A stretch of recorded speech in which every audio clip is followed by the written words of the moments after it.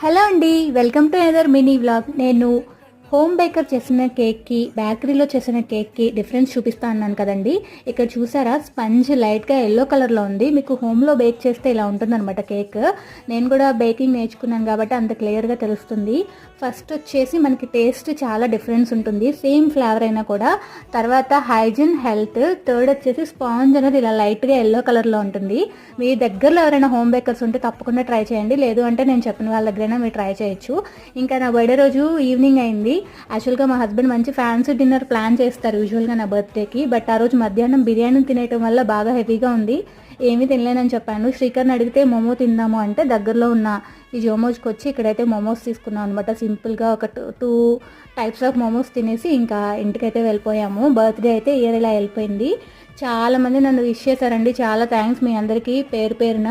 Video కనుక మీకు నచ్చితే like, share, subscribe. Thank you.